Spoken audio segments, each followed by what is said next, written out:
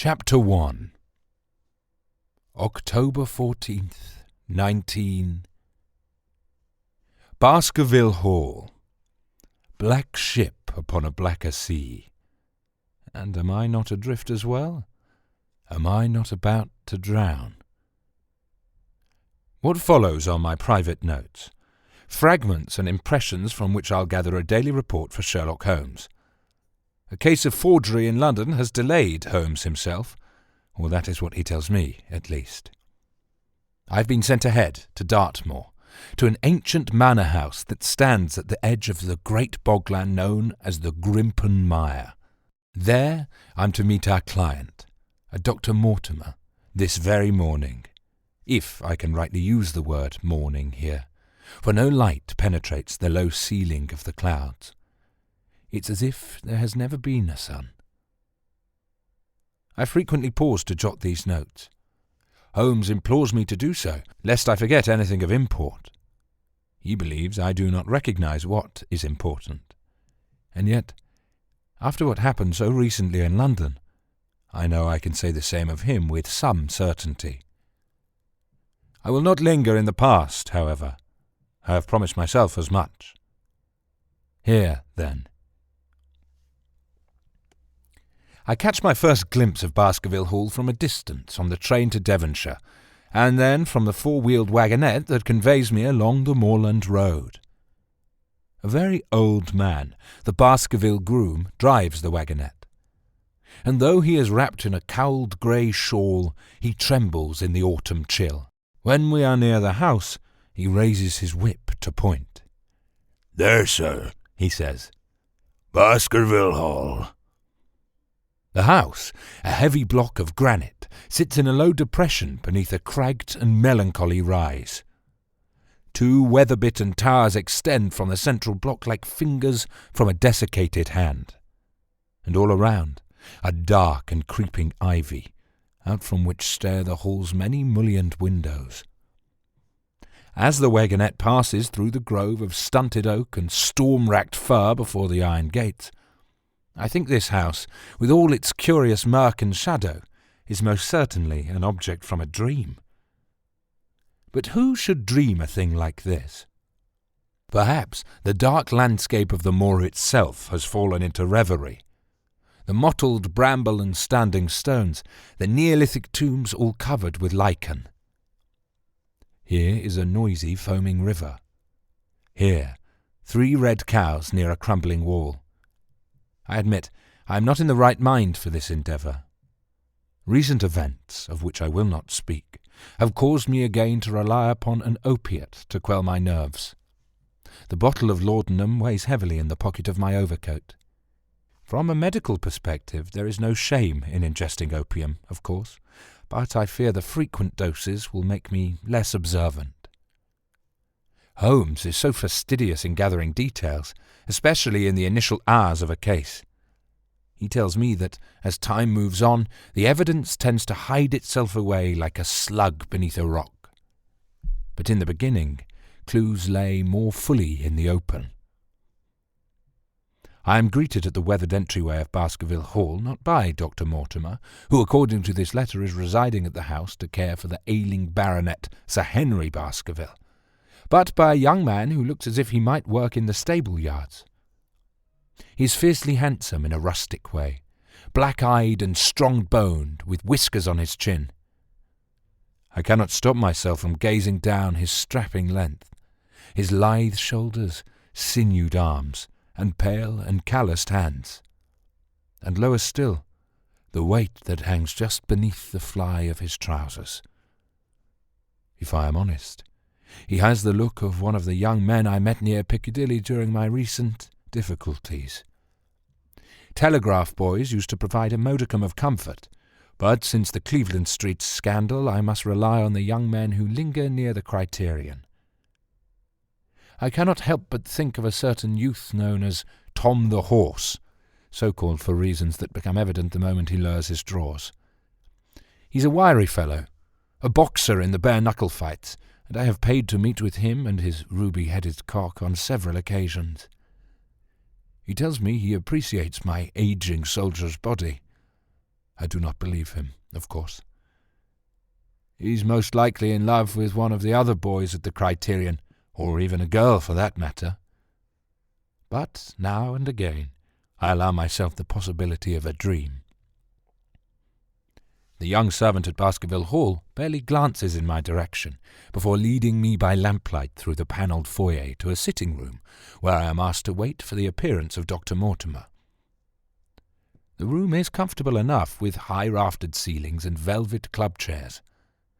A sombre-looking stag's head stares down from a spot above the Baskerville coat of arms. I'm glad to see a fire has been lit as I extend my hands toward it, rubbing my palms dryly. I can already feel the dampness of the moor evaporating. I suppose it's my age that makes me so prone to a chill. That, and my rather lagging health, stems from the fact that little in my life has occurred in the manner it should. I lived an odd bachelor's existence on Baker Street for far too long, and I've put all my faith in someone who proves time and again that he has no faith in me. Such experiences change a man, do they not? A trajectory is altered. I am no longer the brave soldier who fought as part of the 5th Northumberland in Kandahar, or even the wounded veteran who arrived in London with a bit of hope still left in his heart. Men glance at me far less in the thoroughfare, and I, in turn, try to glance less at them as well. How embarrassing if Holmes saw with what frequency I digress in these pages. And yet, I wonder, would he feel somehow satisfied? I have almost nodded off in the parlour, likely due to the effects of opium, when I sense a presence in the room. I open my eyes and will myself not to reach for the revolver concealed in my jacket pocket. Holmes told me I must be diligent about carrying arms on this trip, saying the lonely hills of Dartmoor may prove a dangerous territory indeed. Standing before me, in the warm glow of the firelight, is a well-made man of late middle age, broad in the way the country can make a man broad. He wears a refined woolen suit, grey in colour, that might have been purchased in one of the better shops on Monmouth Street, and he walks, due to some unseen imperfection, with the aid of a bulbous-headed cane.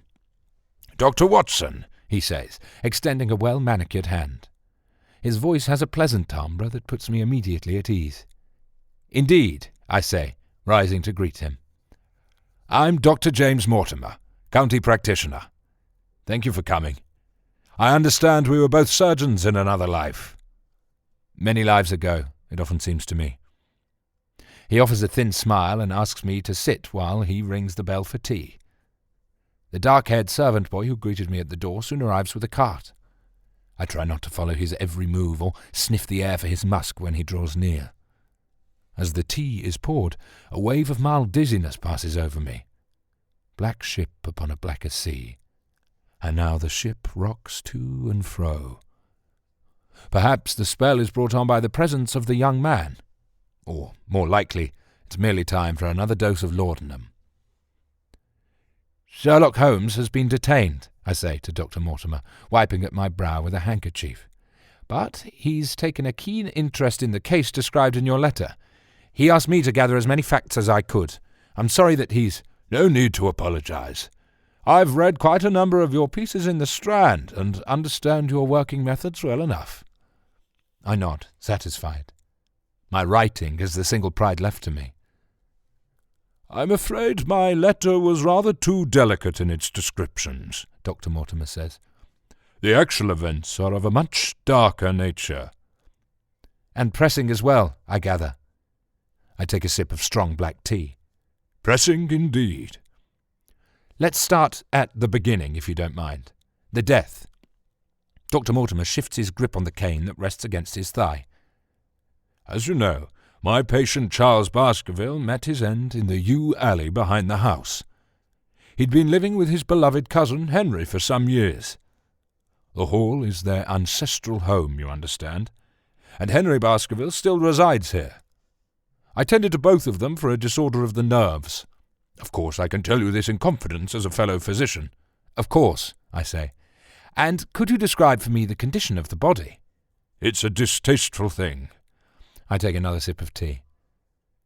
Sir Charles was found dead and naked among the yew trees by the servant boy called Barrymore, the one you met upon your arrival. The murder must have happened some time after midnight, during an hour when everyone else had gone off to bed. Barrymore discovered the scene in the early morning, just as he was setting about his daily chores. There were bruises on Sir Charles's neck and scratches all about, but that's not what killed him. What did kill him then? I asked. He was, by all apparent evidence, buggered to death. I set my cup down rather too firmly in its saucer.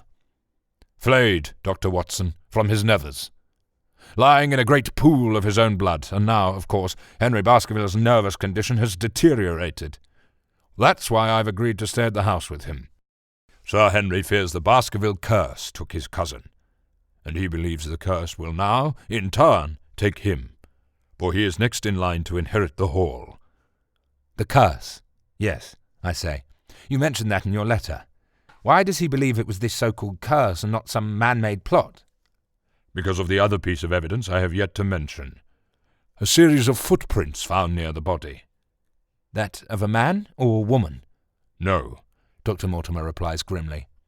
The footprints of an enormous hound. Here I shall make myself pause. I so often lose my way in note-taking such as this, due to the manner in which I've trained myself to produce pieces for the Strand. Readers want stories, I am told. But Holmes himself does not. He appreciates details, yes, facts, as he calls them, but he does not care for what he deems the tired spinnings of romance. The novel, Watson, is a simple machine made for the unimaginative mind. I am not a man who requires the trappings of a scene, and so I will limit myself in this telling, as I have often limited myself before. For what is the point of telling stories to a man who does not, and never will, listen? In brief, then, for Holmes, the moor is very sparsely inhabited, according to Dr. Mortimer. There are only 2 other dwellings in the vicinity of Baskerville Hall. The first, called Laughter Hall, is occupied by a mysterious recluse and inventor, and the second, a rather dilapidated medieval college known as Merripit House, is being rented by a naturalist called Stapleton and his eccentric sister. Also of note, some 14 miles to the south, is the convict prison of Princetown. Several weeks ago, a known murderer and possible madman by the name of Selden, the convicted perpetrator of the ghastly Notting Hill murders, escaped the prison and is thought to be hiding somewhere on the moor. Before I push ahead, I should also describe the nature of the aforementioned Baskerville curse. I am quite certain Holmes will care nothing for this rather shocking old tale, as he places all such talk in the same fanciful category as the novel. But the legend seems of some import to Dr. Mortimer, and it is certainly of significance to Henry Baskerville himself.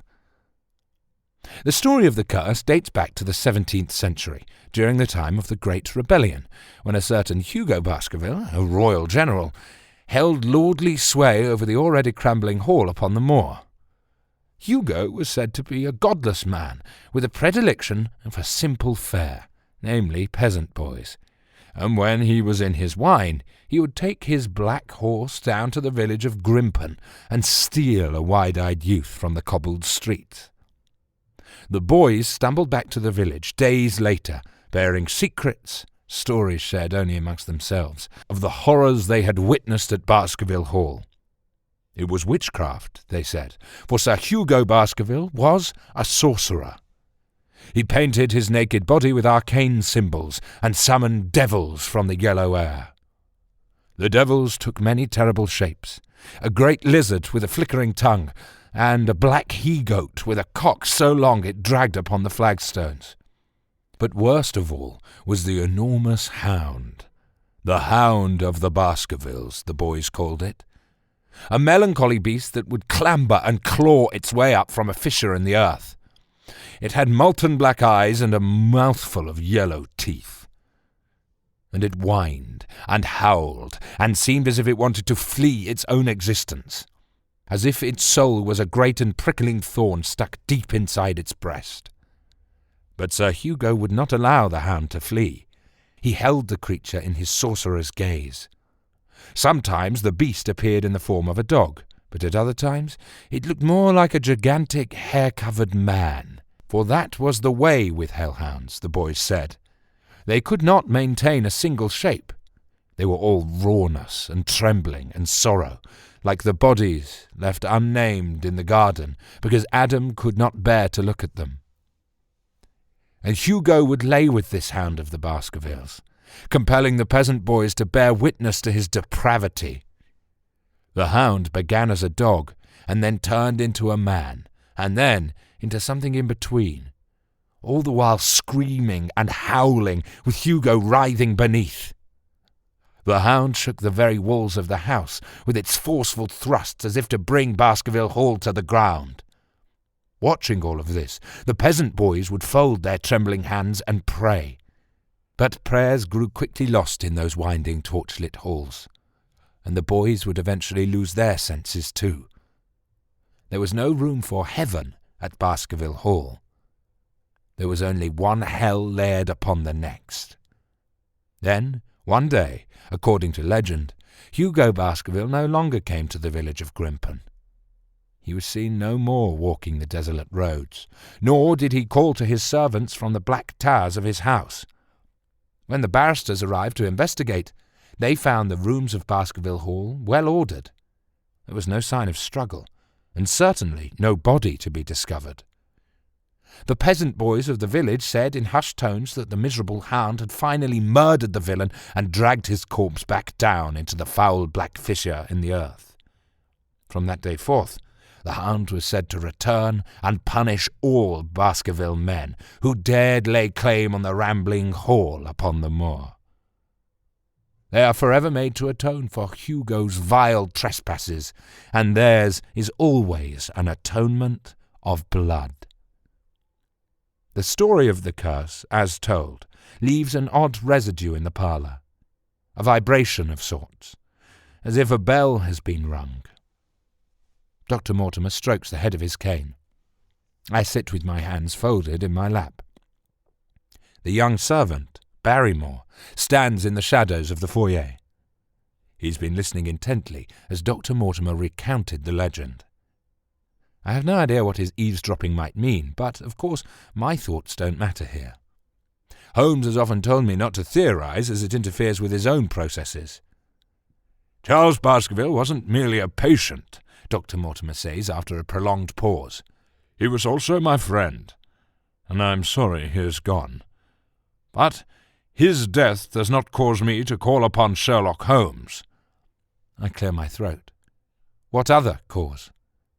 I have reason to think Henry Baskerville's belief that he will be the next to die is not mere fantasy. What reason?